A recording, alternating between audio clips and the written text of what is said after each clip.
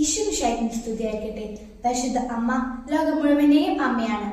ഈശോയുടെ ജീവിതത്തിലെ പ്രധാന സംഭവങ്ങളിലും സഹരക്ഷകയായ പരിശുദ്ധ അമ്മയുടെ മുഖം കാണാൻ കഴിയും.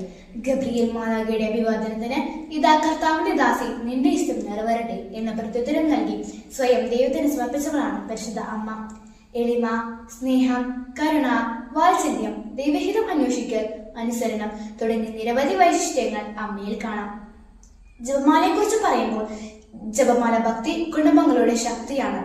12-ാം നൂറ്റാണ്ടിന്റെ ആരംഭത്തിൽ പരിശുദ്ധ അമ്മ തന്നെയാണ് ഡൊമിനിക്കൻ സന്യാസ സഭ സ്ഥാപകനായ വിശുദ്ധ ഡൊമിനിക്കിന് ജപമാല നൽകിയത്. അദ്ദേഹത്തിന്റെ മരണശേഷം ശിഷ്യന്മാരിലൂടെ ജപമാല ഭക്തി ലോകമെങ്ങും പ്രചരിച്ചു. പഴയ നിയമത്തിൽ മോശ ഇസ്രായേൽ ജനത്തെ കാനാൻ ദേശത്തേക്ക് നയിച്ചതുപോലെ പുതിയ ഇസ്രായേലായി നമ്മെ ഓരോരുത്തരെയും ദൈവത്തിലേക്ക് എത്തിക്കുന്ന ഏണിപ്പടികളാണ് ഓരോ ജപമാല രഹസ്യങ്ങളും. അങ്ങനെ ഉരുളുന്ന ജപമാല മണികൾക്കൊപ്പം നമ്മുടെ ജീവിതത്തെയും ദൈവത്തിലേക്ക് ഉയർത്താം. വളർന്നു വരുന്ന തലമുറയ്ക്ക് ജപമാലയുടെ ഭക്തി പകർന്നു നൽകാൻ സാധിക്കട്ടെ എന്ന് പ്രാർത്ഥിക്കുന്നു.